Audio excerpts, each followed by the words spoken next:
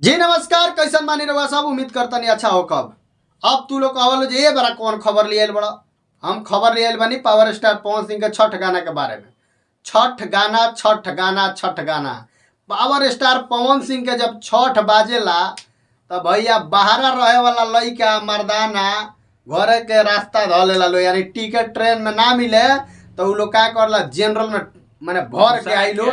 लेकिन छठ के गाना जब पावर स्टार पवन सिंह के बाजल शुरू हो जाला तो जितना बाहर रहे वाला लोग बा, बॉर्डर पर नौकरी करे वाला जौन जवान बाड़े, सारा लोग के जौन बा की दिल एकदम दहल उठेला। घर के एक बेर याद जरूर आ जाला जब छठ के गाना बाजेला। तो finally power star Pawan Singh के जौन बा की छठ गाना आवे वाला बा। ए पर भी बात हुई। एगो पावर स्टार पवन सिंह के एगो गाना बा कि आज शतक यानी 100 मिलियन पार हो गई बा।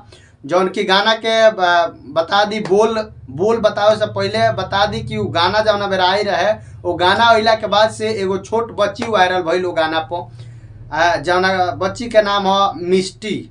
मिष्टी जब नाम सुनले बोलो तो तू लोग कहत बोलो जे कुछ कुछ खाई चटनिया ये जान, ये गाना है। तो फाइनली सही बात बा, इहे गाना है पावर स्टार पवन सिंह के जौन की 100 मिलियन पार हो गई बा। उषा फिल्म्स पर माना ई मतलब ऑल ओवर यूट्यूब मतलब कई गो चैनल पर गाना बा, तो सब जगह के मिला के 100 मिलियन पार हो गई बा। ठीक बा।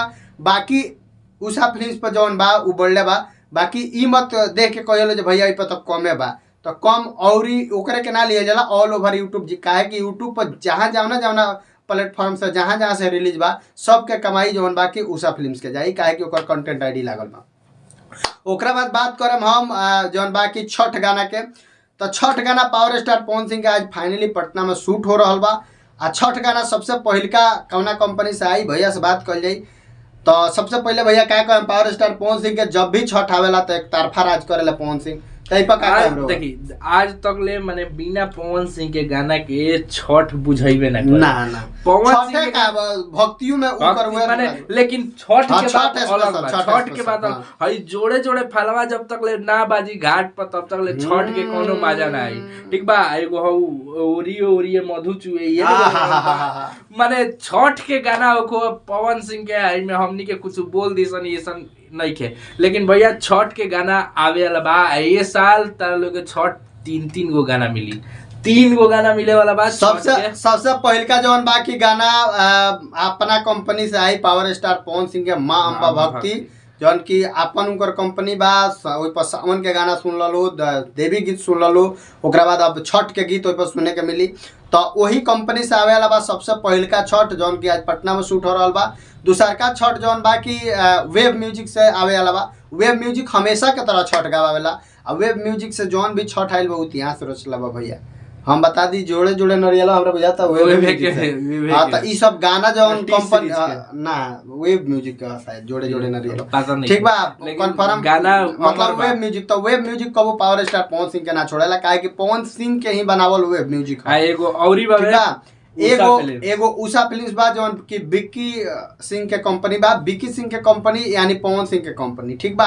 काहे कि पवन सिंह आ विक्की सिंह दोनों जना संग ही रहेला लोग। तो संगे जे रहेला ओकरा कहते भैया एगो हमरा कंपनी गा जाओ, तो भैया गाइए दिहन। आ खुशी के बात ई बा जे उषा फिल्म्स पर के गाना एगो जौन बा कि 100 मिलियन चल गइल बा।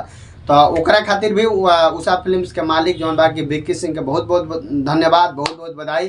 पावर स्टार पवन सिंह के भी बहुत बहुत बधाई। सबसे पहले का जितना जनता जनार्दन जे भी वो गाना के इतना प्यार दुलार देले बा वो लोग के बहुत बहुत धन्यवाद।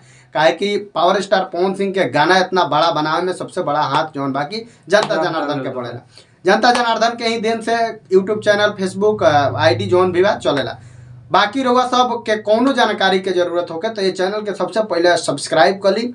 बेल आइकन दबा के जौन बाकी खूब प्यार आशीर्वाद दी। 10,000 सब्सक्राइबर करी, केक कटावा, खूब वीडियो के शेयर करी। मिलते हैं अगला वीडियो में। तब तक कुछ दिन में टारगेट बावे।